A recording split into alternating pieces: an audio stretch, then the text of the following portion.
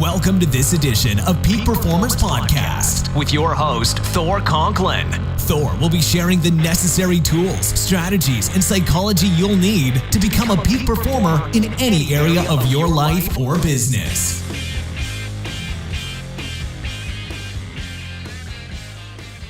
Welcome back to another episode of the Peak Performers Podcast. I'm your host, Thor Conklin, and today, if you have any Tums available, just go and get them because this is definitely going to stir up your stomach.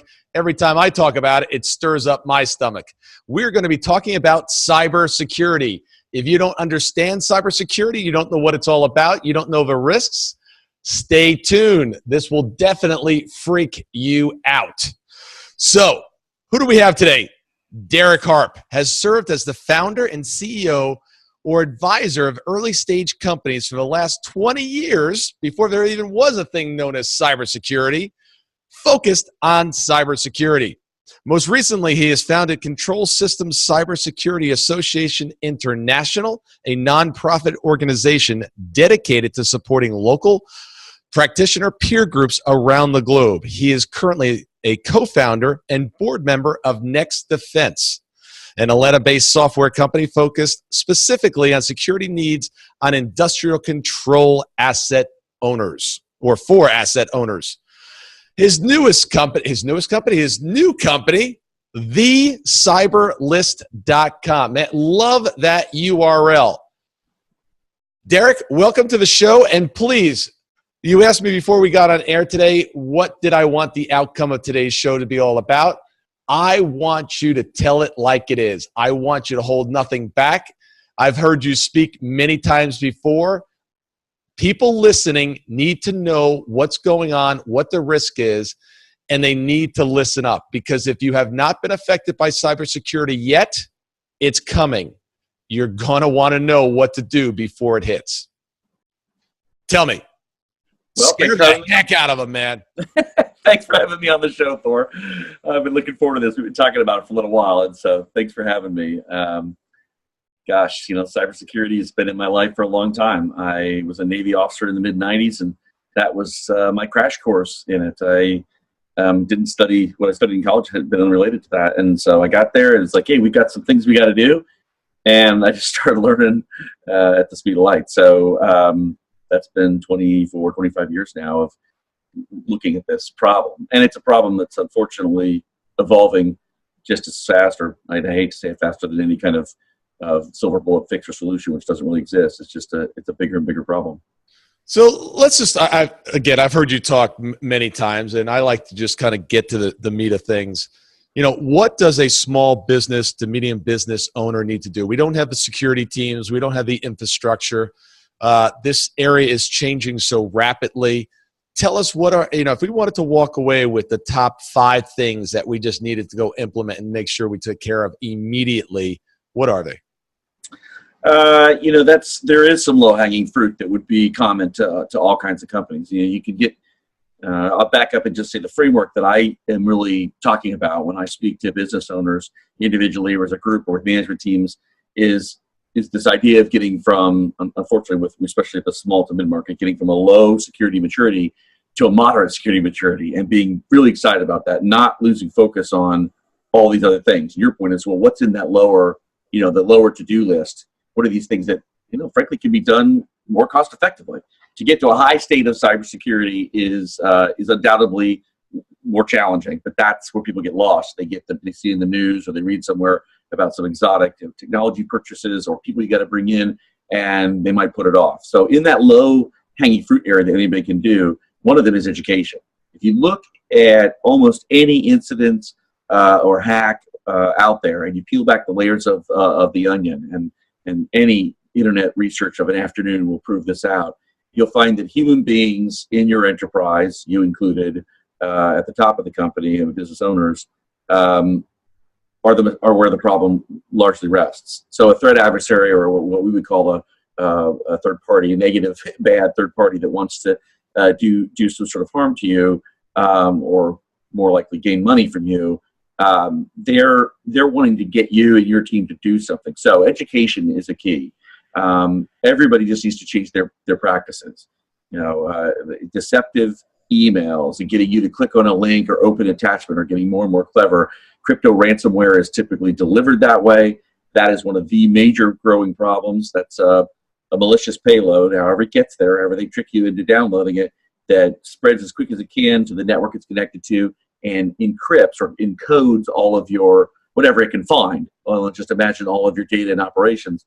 And then they're kind enough to contact you and say, hey, if you'd like to pay us, usually in some sort of cryptocurrency, we'll be glad to give you a key to unencrypt all that stuff. And some of them are so bold, Thor, to even essentially write their contact email to tell you you've got this issue is almost written like, I'm doing you a favor. Consider this consulting. I'm showing you how weak you are, and I'll give you back your data. But it's super problematic, and it's billions of dollars now being paid in ransoms globally. And this is something that's not just affecting those kind of companies. As small business owners, very often it's like, this doesn't really involve me. We're part of a entrepreneurs group here in Atlanta that we have 140, 150 some odd members. And I know at least 2 of them had their QuickBooks encrypted. And I believe the price was 10 grand on each of those. You probably know more about it than I do. Yeah, well, the average is somewhere between $7,000 and $15,000. There are case studies of larger, but if you look and break down, the averages, these are reasonable numbers, and they're priced to basically make it a pretty trivial decision. I mean, it's certainly an anxiety-producing. I don't mean trivial in all ways, but financially, like, okay, what do I have at stake here? What do I have locked up? I can't do my business. Am I losing, work? Am I losing customer or partner confidence? Even worse, what's the cost of that? So I'm going to go ahead and pay this. And ransoms are getting paid left and right. And there's really nobody, there's no silver bullet out there. But like, well, I could call in some sort of expert, right? I get these calls. And it's heartbreaking to break this down for a business owner and say, well, your backups are your one place. So if you've got a good, proper backup regimen, you can go and get unencrypted data from there. If you don't have that, you're probably going to pay the ransom. There isn't some sort of secret, inexpensive way to decrypt it. There are some esoteric things, if they're using a particular malware constraint that. See, you never know what might just sneak in, right? See, like, when you're not paying attention, you're focused on your business, and all of a sudden, through the back door sneaks in a virus, and in this case, your son. Yes, this is my son, one of my 2 sons. Some malware just came into my home office. See? This is how it happens. You can't script this stuff. That was great. For those listening actually on a podcast and not watching the video, Derek's son just walked into the background, not knowing that he was on the show, and he's like, "Hey, Dad." Sorry about that. It was perfect timing because this is how it happens, right? We don't have the door shut. We don't have the door locked, right? And they sneak in. In this case, it was a friendly. Exactly. But in many cases, it's not. And here's the thing that I want to really emphasize for everybody that's listening. This is not a problem for those big businesses, the ransomware professionals. And that's really what it is. These are businesses. These are entities in foreign countries. Are we having an issue with it domestically as well? Well, I would say less so, only in that attribution. Well, if you do it and you're discovered here, there's a legal apparatus to grab onto you, right? Right. So it's great to do this, and it's what's flourishing from certain third-party locations. It's flourishing because you can get away with it, and then even if you're detected, which is difficult to do, there's plenty of places where it's very hard to get to extradite you to get you out. So I don't doubt we have some people doing things here with it, but the vast majority is coming from somewhere else. Got it. Eastern Europe, Russia. Yeah, for sure. Yeah, there's a lot of activity in Eastern Europe. That's a hotbed of pretty talented folks that are looking for the economic results of this sort of work. So first and foremost, I'm hearing, hey, people getting emails, clicking on things, opening them up, almost impossible to keep your entire staff from doing something like that because we've all been subjected to it. But education and training for the team ongoing of what to click on if something doesn't look like it's from a what word am I looking for? A safe address. Yeah.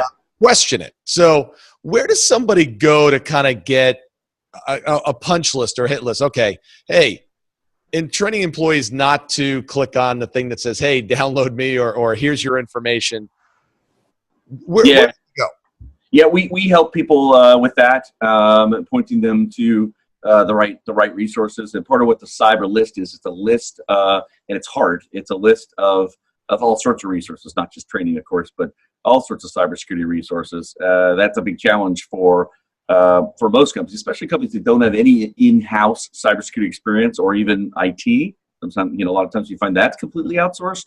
So I need to make some decisions. I need to, awareness is dawning on the category of middle market and smaller, but what do I do about it? It's kind of missing. So, yes, we part of the cyber list's goal is to help people connect with the right resources for them. And there are resources that are for all sizes. There are resources that are appropriate for very, very large companies. They're very mature. Price is usually a bit higher. But they're all the way down to boutique and very skilled sole practitioners that can do an expert job, but don't have the overhead of a large corporation. So it's really about finding the right resource, and training is no different than other security products and services that people need to make a selection around. And training is not a silver bullet. You are going to be looking at adopting some technologies probably, and there are some good ones coming out. People are working very hard right now on the phishing scams and how to get better at protecting those.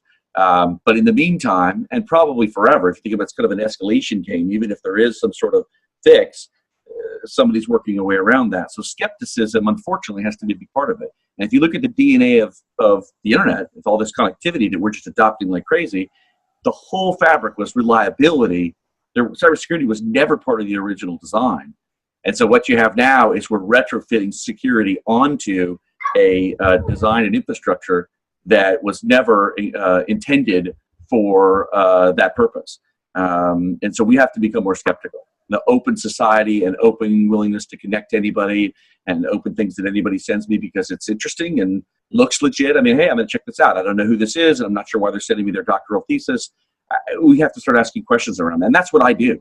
I get something that I want to interact with, but my gut says this is not what I should be expecting, or I'm not sure. I might start a brand new email, not interact with that one at all, send that to the person who sent to me, type their address in, not cut and paste anything, and just say, hey, I'm interested in what you sent me, but as a savvy cybersecurity aware person, I can't really just open it up.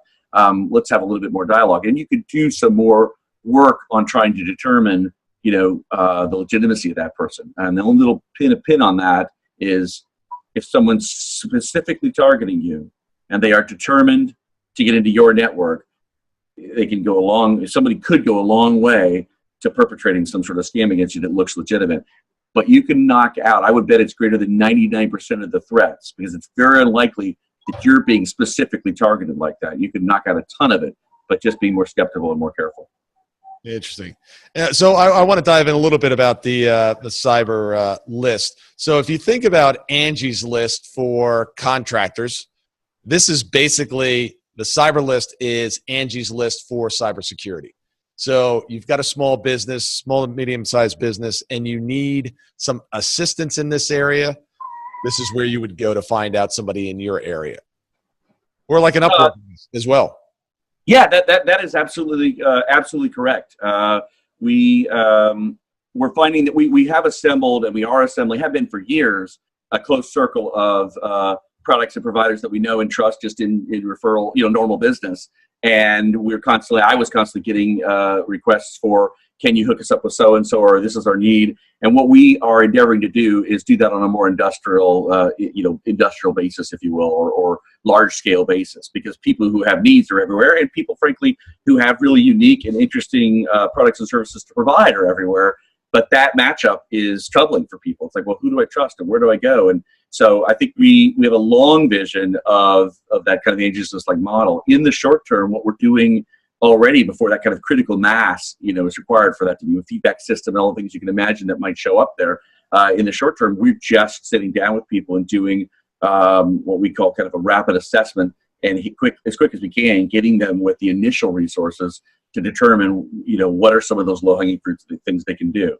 Don't get lost in the weeds. Just do these 3, 4, 5, 6 things. It depends on the company, and you mitigate your risk. I wish I had the empirical math on this, but you take certain steps early on, you're mitigating a huge amount of your risk. You're not eliminating it, but the lot of the easy, just sloppy stuff that happens would be largely cut out of your enterprise. Well, it's amazing talking about the easy, sloppy stuff. I was traveling abroad with a group of entrepreneurs, and 2 of them were in the back seat of the car, and one asked to use the phone or do something.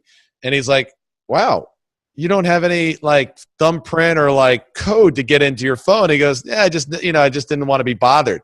So I'm hearing this conversation in the back, and it's like, well, let me just give you a scenario. I have your phone. I go to see where you've been through your search, and I find your bank. Then I know your email address because it's right here. So then I just say lost password. They send me a link. Oh, and guess what? You have a double verification. Oh, which is your cell phone. So now they send me the code. I just got your entire bank account just because I'm holding your phone.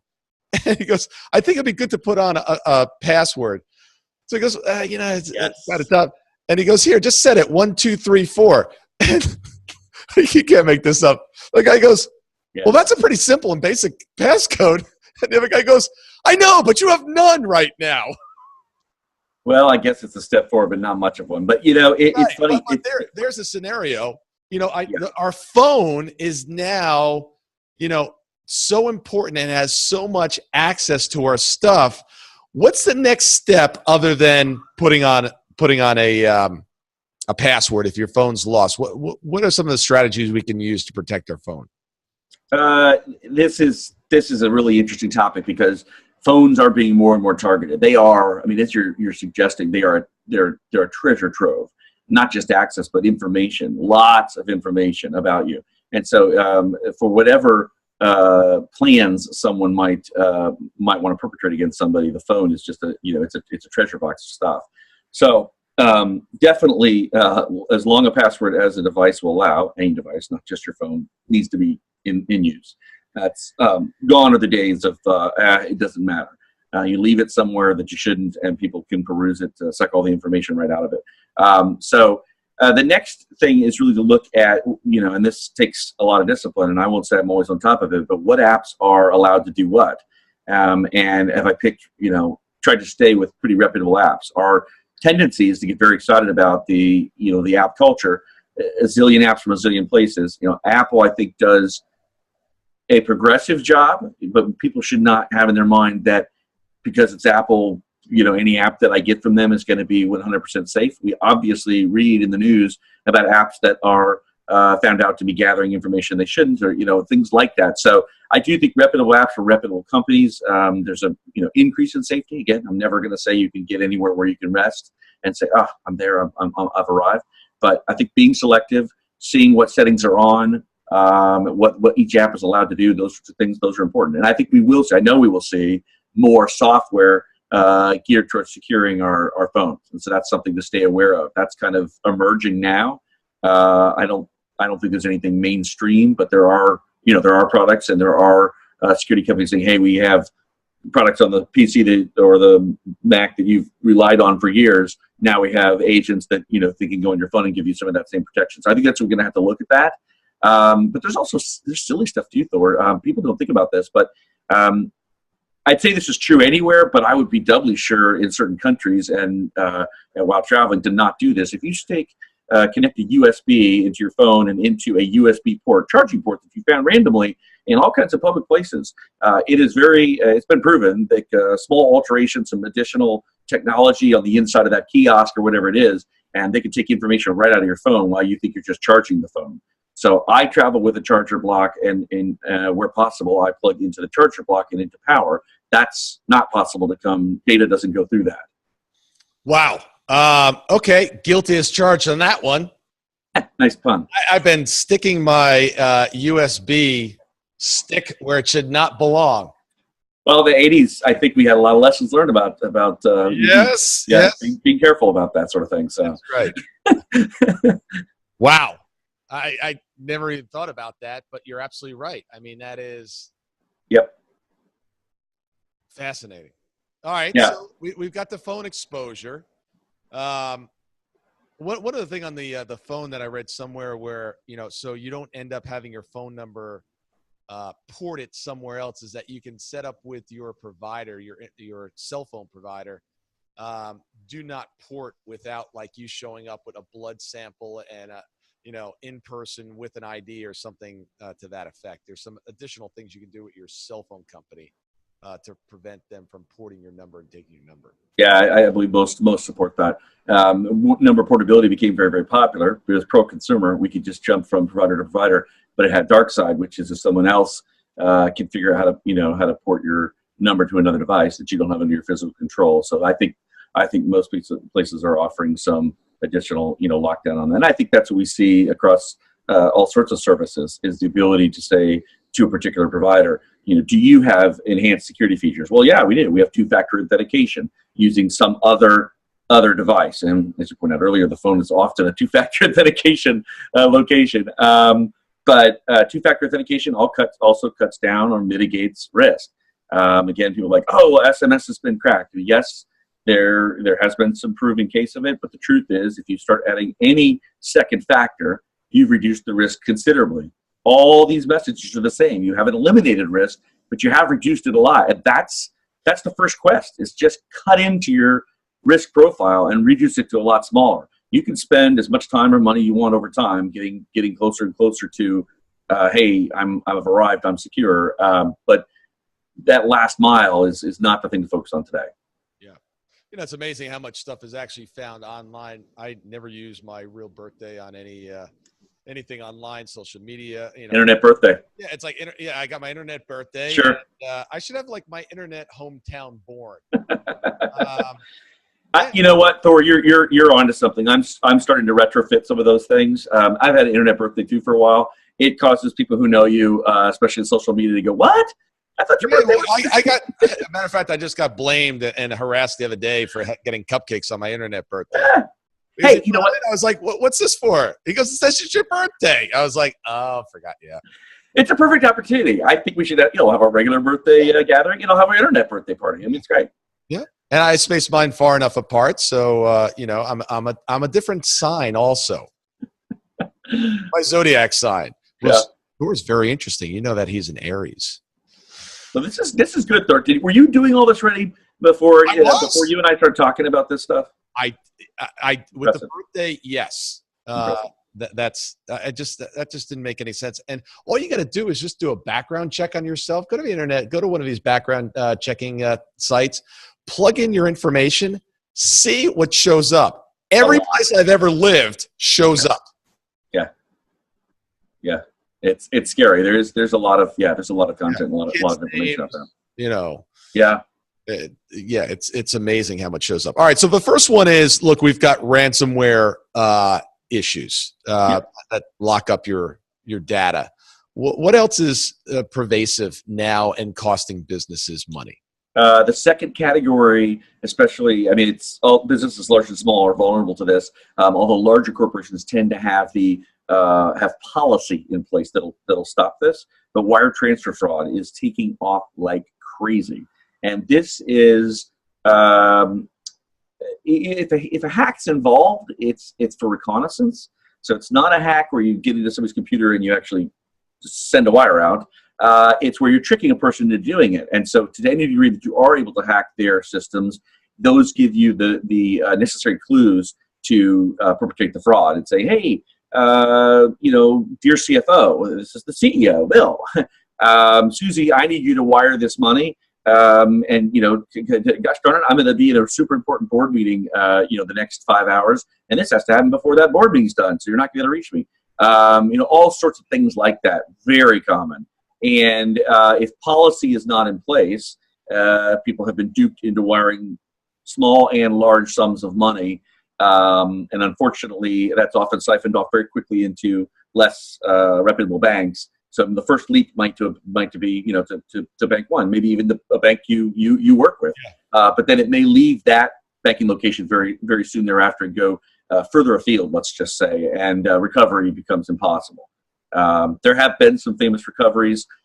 here and there, or partial recoveries, but for the most part, one has to consider that if you get duped into doing it, it's gone. And I don't speak to a business owning group ever now without someone raising their hand on that, or more than one someone, and having to admit that that has happened to them. It's very personal and becoming very widespread.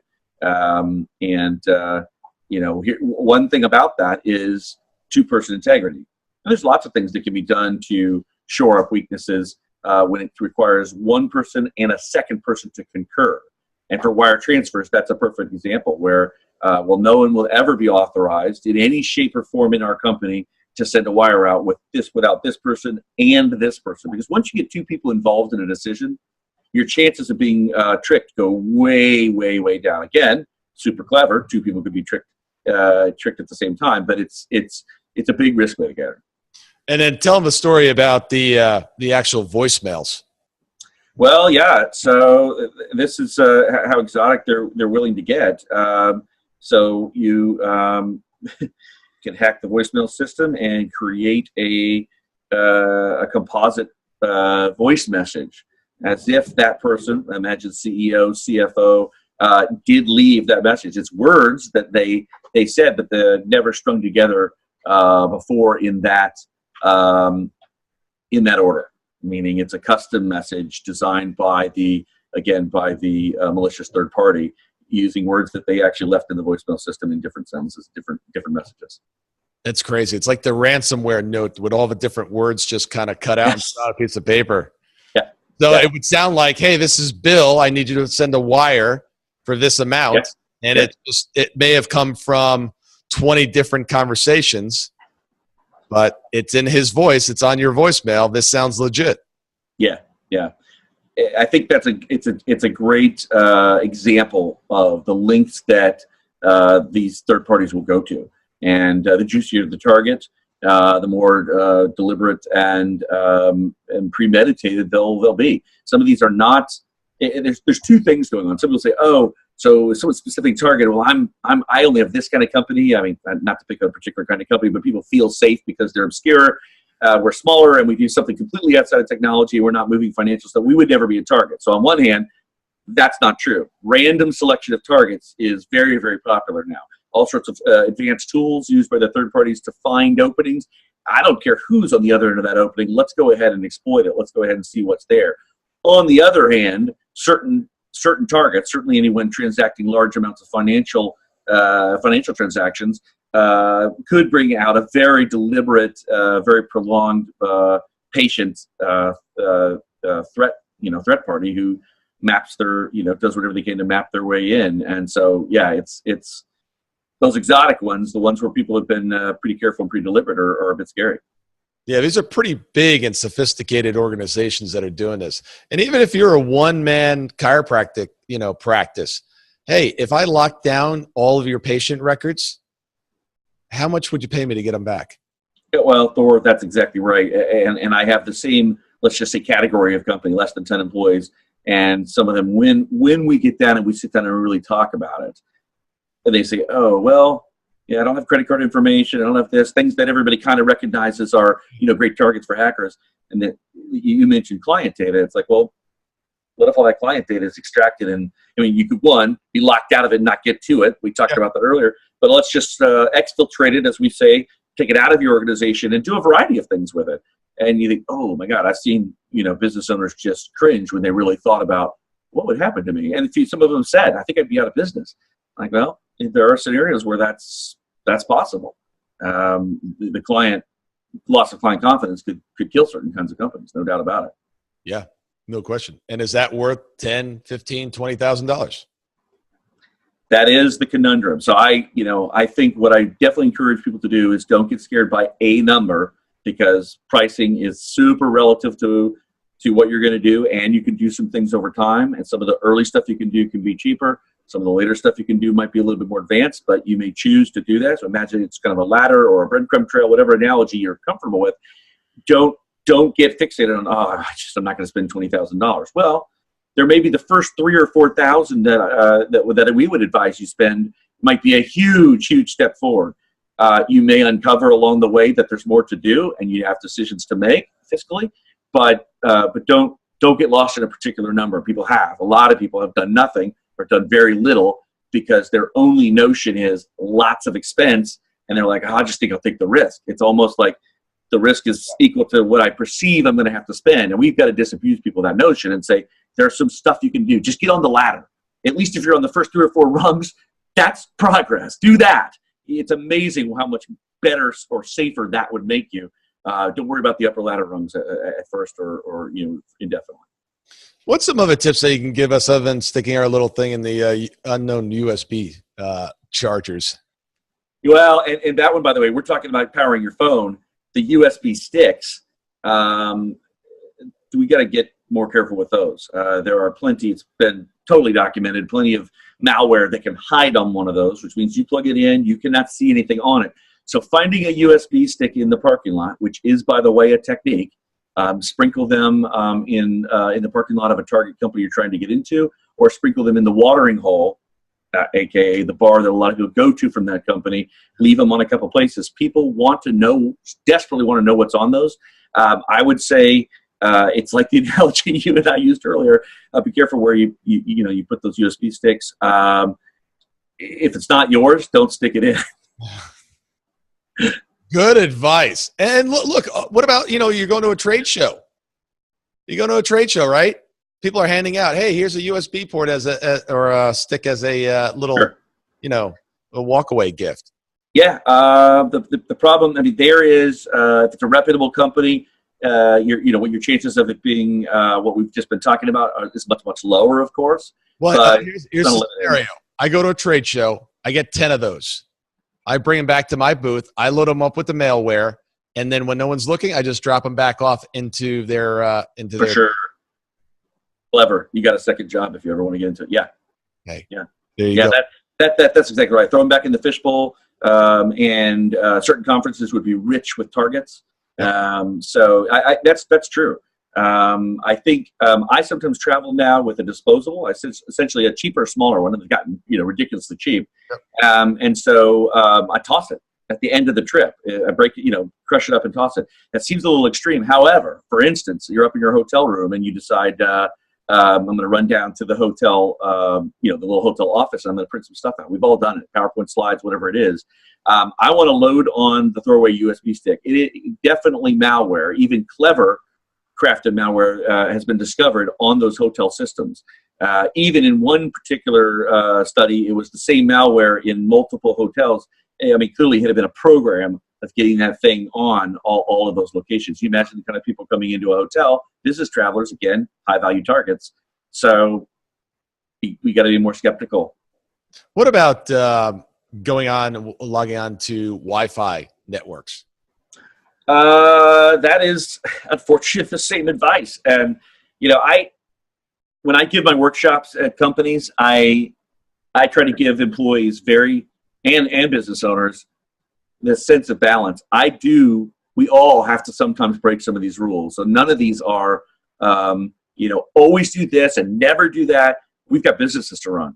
And so I never want to give people the impression, because I think it's unsustainable, and I think it's a disservice for those of us in the industry trying to help people to paint that picture. However, I tether to my phone whenever I possibly can.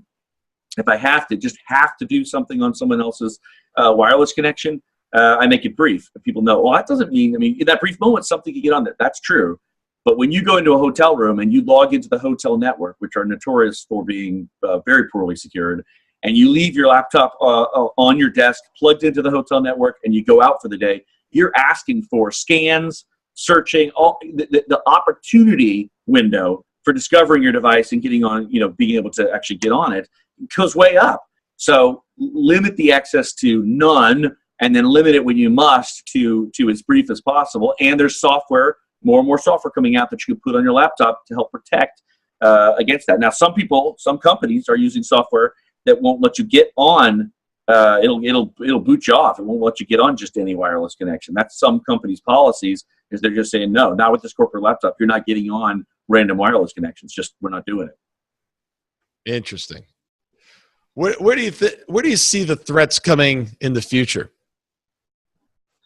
Well, I am super fascinated with Internet of Things.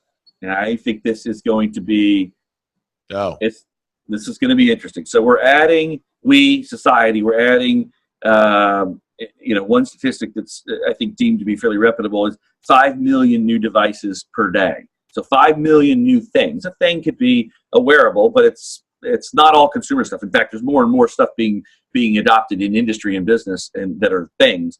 Thermostats. If you can imagine being able to control a process from here, from way over there, not having to go out to a remote location and make adjustments. We could do it from here. So things could be all sorts of stuff. Things are devices that connect on some sort of communication protocol. It could be internet protocol, but it could also be Zigbee or Z-Wave, the prevalent home automation wireless protocols. And so we're connecting these things like crazy, and we're connecting them to routers and gateways that are connected to networks that are sometimes connected to business networks. So I don't think, and I believe this to be a fact, the threat adversaries have not even dreamt up all the things that they're going to be able to do. They're certainly experimenting with it. There's certainly things happening, but I think we're just at the beginning. So you adding 5 million new devices a day, we're connecting things as fast as we possibly can. So this is interesting. This ties to a big question I always get asked. We're spending more and more money on cybersecurity. Why aren't we arriving? It's like, well, we're not trying to fix a problem that we, last year's internet or 10 years ago's infrastructure. We're rapidly changing what we call the attack surfaces. The matrix of connections and reliances and co-reliant systems. We're multiplying that like crazy. So we're trying to actually stay up with the problem as we magnify the problem space ourselves by things we're adopting and doing. It's crazy.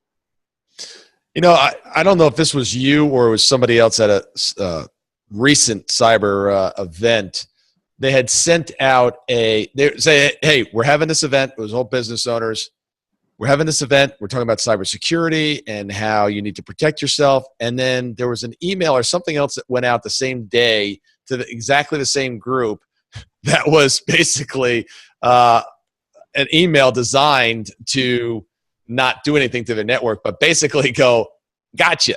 Was that you or was it another one of the speakers? No, that was me. That was you. So yeah.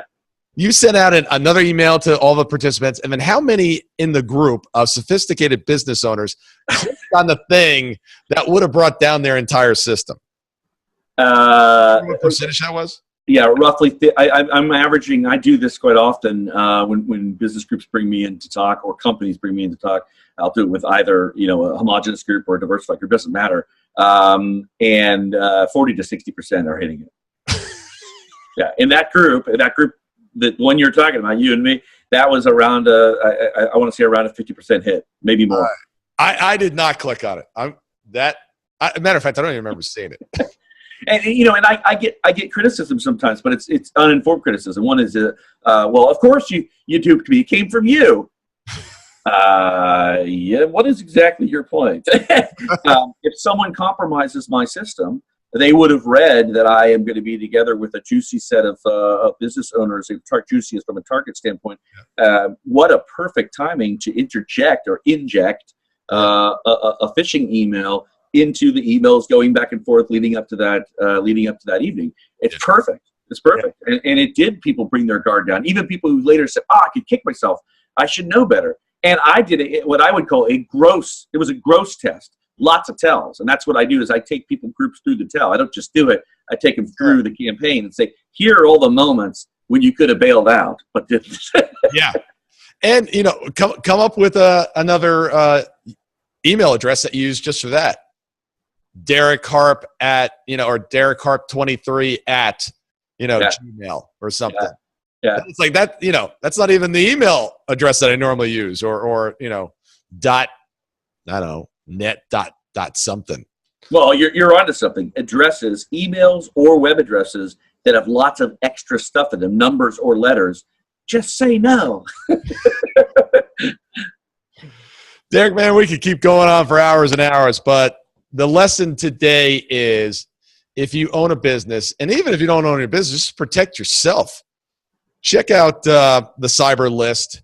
Check out Derek Harp's website. Give us your contact information. Oh, sure. I can be reached at derek.harp@thecyberlist.com.